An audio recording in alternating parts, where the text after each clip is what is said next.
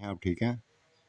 खौफनाक चुड़ैल किस्त नंबर 11 पार्ट 11 पेशे खिदमत है। इसके बारे में भी अपनी राय दीजिएगा, कमेंट्स कीजिएगा।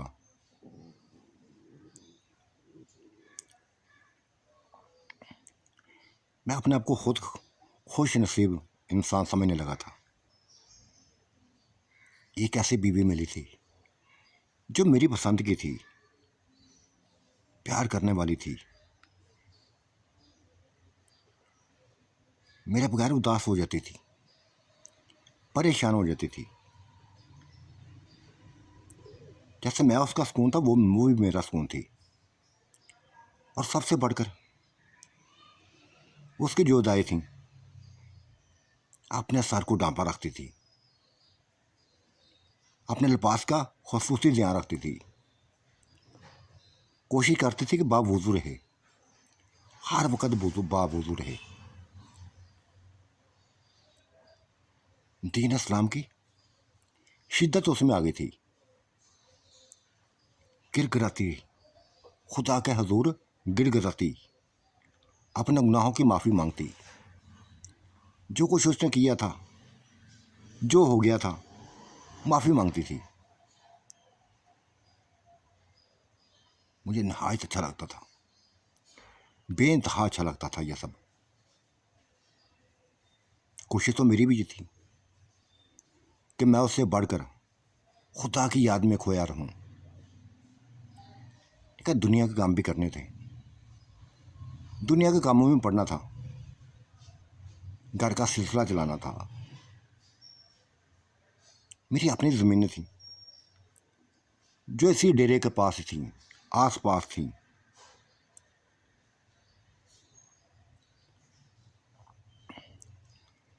सिलसिला चलता रहा, प्यार और मोहब्बत चलता रहा, ज़िंदगी एंजॉय की तरफ चलती रही। लेकिन कभी कभी वो ऐसे काम कर देती कि मुझे हैरान कर देती, परेशान कर देती, खौफजदा कर देती। एक रात मैंने देखा वो खाना पका रही थी, ज़मीन पर बैठी हुई रोटियां पकाने लगी थी। मेरी नज़रें उसके ऊपर ही थी, उसी को देख रही था। कोई लकड़ी उसके आसपास ना थी, आग जलती जा रही थी। ये मेरे लिए इंतहाई हैरान कोना ये चीज़ थी, ये मंजर था।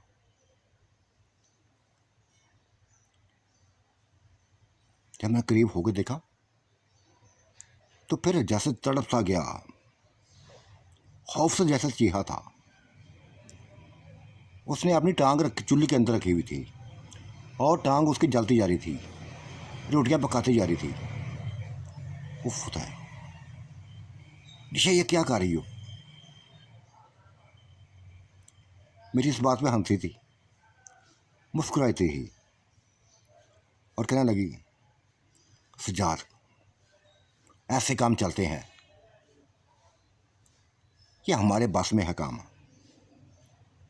ये हमारे अख्तियार में है, ऐसा कर सकते हैं हम लोग। तुम ये खाना खाओ, कैसे पकाया है कैसे नहीं पकाया छोड़ो बस बात को। नहीं निशा नहीं यार,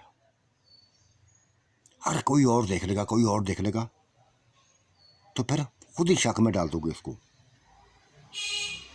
खुद ही शक में डाल दोगी,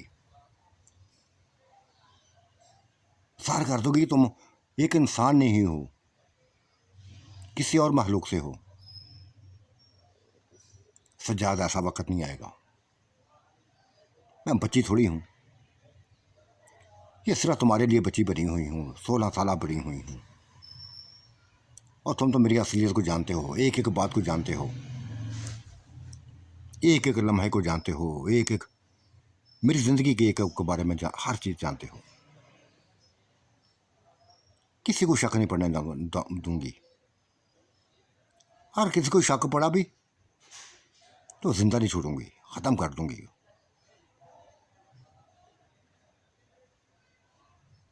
चुप हो गया था मैं, क्या कह सकता था।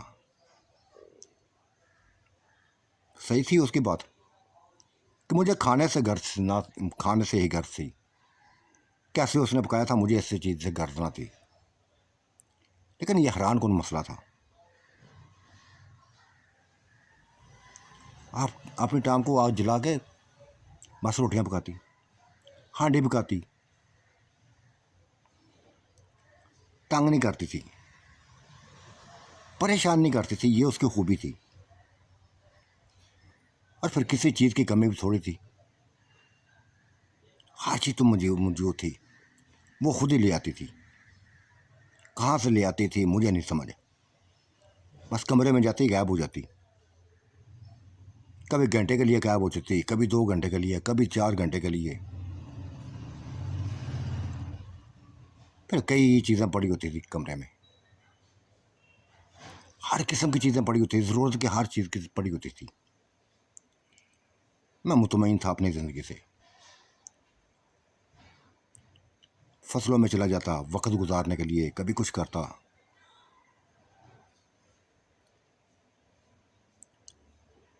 और फिर खुदा ने अपनी रहमत की थी,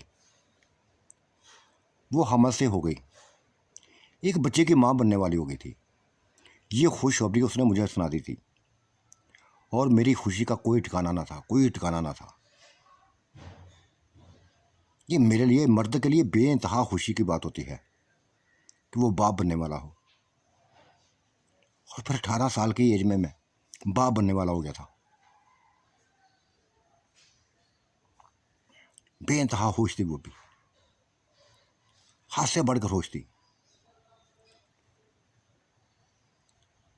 उसको गले भी लगाता, प्यार भी करता।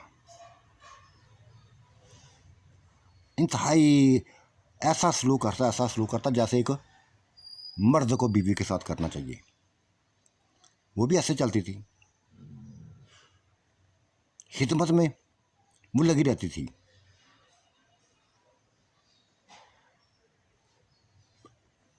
वक्त गुजरता गया, बच्चा उसके पेट में पलता रहा। लेकिन अब मौका कम ही मिलता था उसके करीब जाने का।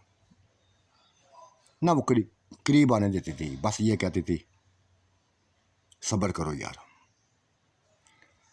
सब्र करो, तुम्हारे ही पास हूँ, तुम्हारे पास ही रहना है मुझे। ये काम चलते रहेंगे। बच्चे की तरफ ध्यान दें बस, इसी का सोचें। मैं भी इसी का सोचती हूँ। अच्छी लगी थी बात मुझे, बर्दाश्त कर लिया था मैंने।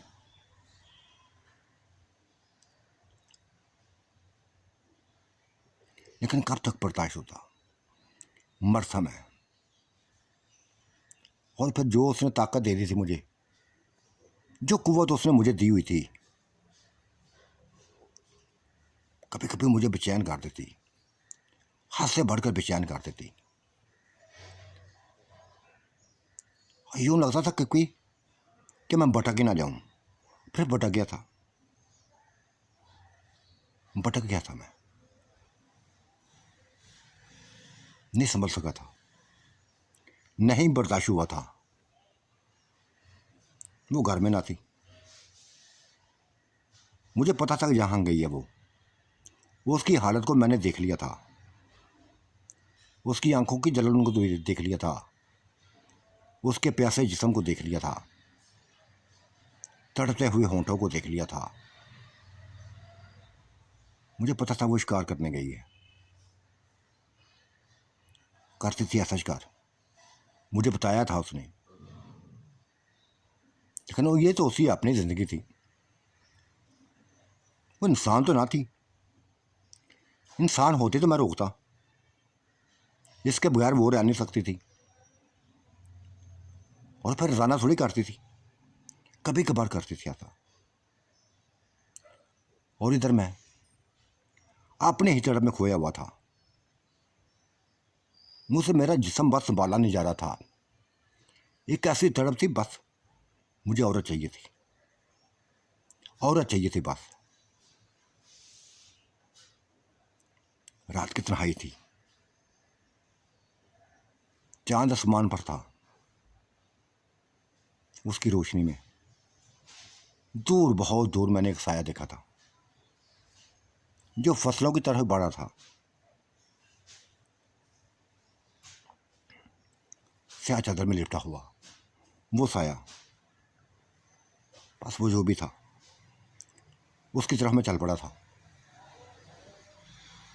अपने दिल को तस्कीन देने के लिए, अपनी बस तड़प को बचाने, ख़त्म करने के लिए, जैसे मैं वैशी बन गया था। संभालना मुश्किल हो गया था, बिल्कुल मुश्किल हो गया था। मैं चलता जा रहा था, मैं चलते जा रहा था। वो अपनी हाजत के लिए आई थी फसलों में, और मैं चुपके से, उसको खबर ना हुई थी, कमाद के अंदर घुस गया। अपने काम में लगी हुई थी, बैठी हुई थी, और मेरी नजरें उसके ऊपर थी। क्या अपने काम से फारग हुई, अपने कपड़ों को सेट किया तो घर की तरफ चलने लगी। पकड़ लिया था मैंने उसको, पीछे से पकड़ लिया था, यकदम हमला कर दिया था। उसकी सोच में मिला था कि ये कुछ उसके साथ होगा। खींच के ले गया था, मैं कुमाद के अंदर ले गया था, दो ही डाला था। अपनी प्यास बुझाई थी। ये 1-2 मिनट का काम ना था, मसलसल 3 घंटे लगा था। वो चीखती रही, चलाती रही, फिर शायद लफ्ज़ों में खो गई थी। चीखना चलाना उसने बंद कर दिया था।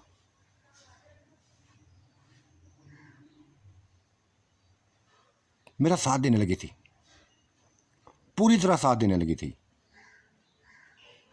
मुझे बर्दाश्त कर लिया था उसने। मैं जान गया था उसको, पहचान गया था, उसने मुझे पहचान लिया था। वो एक बेवा औरत थी, जवान बच्चों की थी। जैसे मेरी एज थी ऐसे ही उसके बच्चे थे। यूँ समझ कि मैं बस ये गांव की एक आंटी थी जिसको मैं आंटी कहता था। ये वही औरत थी जो मेरे काबू में थी, जिससे मैं अपनी प्यास बुझा रहा था, अपना सुकून हासिल कर रहा था,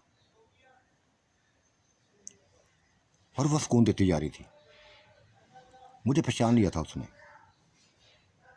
3 घंटे के बाद मैं फ्रेश हुआ था।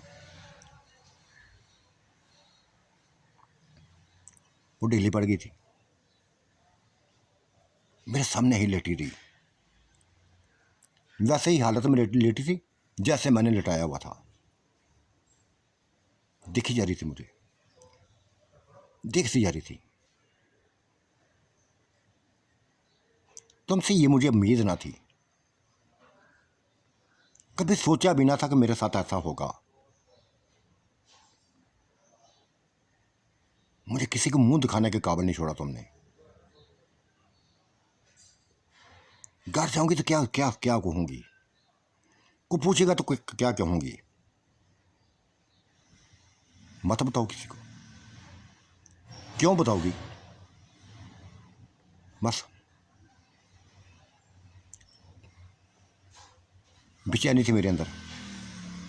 मुझे कोई औरत चाहिए थी, कोई औरत चाहिए थी। बीवी मेरी घर में ना थी, और मैं अपनी, बस यूं समझो, अगर ये सब कुछ ना करता, ये सब कुछ ना करता तो शायद अपने आप को ख़त्म कर देता। वो उठी थी, परेशान थी, और कहने लगी मुझे गांव तक छोड़ के आ जाओ। ये लफ्ज़ ऐसे थे कि जैसे मुझे एक खौफ ज़्यादा करके थे। शायद वो कुछ करना चाहती थी, शायद मुझे मरवाना चाहती थी किसी से, क्योंकि वो मेरी माँ के बराबर थी। सेहतमंद औरत थी, बहुत बड़े वजूद की औरत थी। जो तो मेरा भी काम ना था, हाथ से बढ़कर था। क्या करोगे मुझे कहा, खुद ही जाओ, जैसे आई थी वैसे चली जाओ। मैं उसकी नीयत को शायद मैं समझ गया था। नहीं, तुम्हें मुझे मेरे गांव तक लेके जाना पड़ेगा, पता शोर मचा दूंगी, सभी को बता दूंगी। तो तुम दरिंदे हो, इंसान नहीं हो, दरिंदे हो, मेरी इज्जत से खेले हो। जैसा धमकी दी थी उसने मुझे, खामोशी से मैं चल पड़ा था उसके साथ। लेकिन खौफ था एक अंदर मेरे, जो कुछ मैंने किया था उसके साथ, एक खौफ था वे कि वो मुझे मरवा न दे, किसी के हाथों में मरवा न दे। गांव के किनारे तक जा पहुंचा था, फिर बोली थी मुझे मेरे घर तक छोड़ के आओ। मैं तड़प सा गया कि आप कुछ ना कुछ करने वाली है। ये अपनी बिस्सी का बदला लेगी, अपनी इज्जत लुटने का बदला लेगी। अब मैंने इनकार करना चाहा, लेकिन फिर उसने वही बात कर दी कि अगर तुमने मेरी बात ना मानी, मेरे साथ ना गए, तो बस पूरा गांव इकट्ठा कर लूंगी, जिंदा नहीं बचाऊंगी, फिर तुम्हारी मौत बन जाऊंगी। धमकियां थी उसने, जो उसने मुझे दी थी, और ऐसा कर सकती थी। मैंने उसके सामने हाथ जोड़े और कहा आंटी गलती हो गई है मुझसे, बहुत बड़ी गलती हो गई है। बस मेरी कैफियत ऐसी थी, संभल नहीं पाया था, मुझे एक औरत चाहिए थी बस। मेरी बात को सुनकर मैं परेशान, खून हार जैसे हुई थी। देख लिया तुमने औरत को, अपनी ख्वाहिशों को पूरा कर लिया, अब मुझे मेरे घर तक छोड़ के आओ। जाना पड़ा था मुझे। एक खौफ था मेरे अंदर कि ये कुछ भी कर सकेगी, कुछ भी कर लेगी, लेकिन ये खौफ जाता रहा। उसके दरवाजे तक मैं गया था, फिर वहां से तेजी से बस निकल पड़ा था। पूरा गांव था जो सोया हुआ था, किसी घर से कोई आवाज नहीं आ रही थी। जब वो खेतों में आई थी उस वक्त शायद सारे जाग रहे थे। जब वापस गई थी 3-4 घंटे के बाद, पर सोए हुए थे, हर कोई सोया हुआ था। भागता हुआ मैं बस अपने डेरे तक जा पहुंचा था।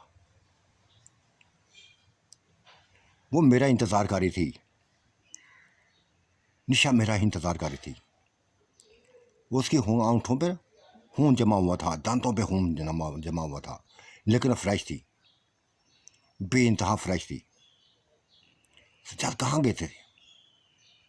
काफ़ी देर से इंतज़ार कर रही हूँ, कहाँ गए थे? झूठ बोल दिया था मैंने, झूठ बोल दिया था, झूठी कहानी सुना दी थी कि तुम घर में ना थी, वक्त गुजारने के लिए दोस्तों के पास चला गया था। दोस्त थे, बस कहानियाँ सुनते जा रहे थे मुझसे, तुम्हारे हुस्न की कहानियाँ।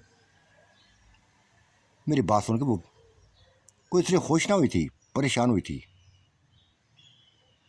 मत सुनाया करो मेरी कहानियाँ, मत बताया करो किसी को मेरे हुस्न के बारे में। ये हुस्न तुम्हारे लिए है, ये मेरी चढ़ती जवानी तुम्हारे लिए है, किसी और के लिए नहीं है। अगर ऐसी बातें फैलाते जाओगे तो फिर मैं जानती हूँ मर्दों के नेचर को, मर्दों की बातों को जानती हूँ, जो कुछ भी कर सकते हैं। इनके अंदर बस जब चोर आ जाए तो फिर ये तमाशा कर शुरू कर देते हैं। फिर खुद ही बोली, लेकिन मेरे साथ क्या करना है इन्होंने, मेरे साथ कोई क्या कर सकता है? मैं कोई इंसान थोड़ी हूँ जिनके काबू में आ जाऊंगी। नहीं आऊँगी काबू, किसी की काबू में नहीं आऊँगी। जिसके काबू में आना था बस आ गई हूँ। हो ये फ्रेश हो गई। हाँ हो गई। बेचैनी फैली हुई थी मेरे अंदर, बेइंतहा बेचैनी फैली हुई थी। प्यास थी, इंसानी खून की प्यास थी। और तो मैंने बताया हुआ है, सभी कुछ बताया हुआ है। ये हमारे जिन्नात ऐसे है, ऐसा ही करते हैं।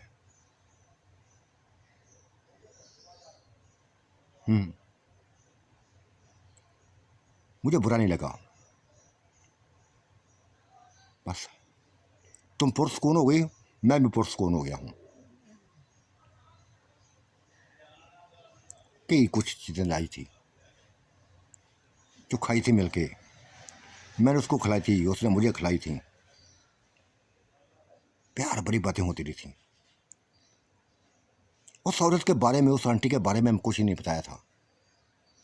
क्यों बताता? मुझे पता था कि अगर उसको पता चल जाता तो हम दोनों में से किसी एक को ख़त्म कर देती, वो मार देती, मुझे या उस औरत को। लेकिन एक खौफ था मेरे अंदर, उस औरत का खौफ था जिसके साथ मैंने ज्यादती की थी, जिसकी इज्जत के साथ मैं खेला था कि वो किसी वक्त भी कुछ कर सकती है। ये रात, बाकी की रात ऐसे ही मेरी गुजरी थी, परेशानी में जागते हुए गुजरी थी कि सुबह होते ही वो कुछ ना कुछ करेगी, अपनी इज्जत लूटने का बदला लेगी, इंतकाम लेगी।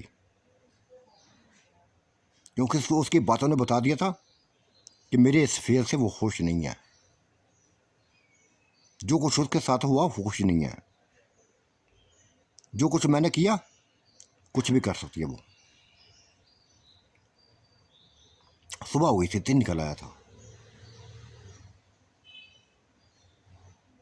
लेकिन वो ना आई थी। गांव का कोई मर्द नहीं आया था। मुतमईन होने लगा था मैं, मुतमईन होने लगा था कि हो सकता है कि मेरी इज्जत की खातिर, अपनी इज्जत की खातिर उसने इस बात को रात में रखा हो, किसी को बताया ना हो। लेकिन ये मेरी गलतफहमी थी, मेरी अपनी ही सोच थी। असर के करीब मुझे वो दिखाई दी अपने बच्चों के साथ, मेरी जैसी एज के दोनों बेटे उसके साथ थे, आते हुए मुझे दिखाई दी थी। मैं काम सा गया, लर्ज गया, उसको आता हुआ देखकर परेशान हो गया था। तो साथियों, आज का मंजरनामा कैसा लगा? अपनी राय से नवाजिएगा। अल्लाह आपका निगहबान, मेरा भी निगहबान। अल्लाह हाफिज़, बाय बाय।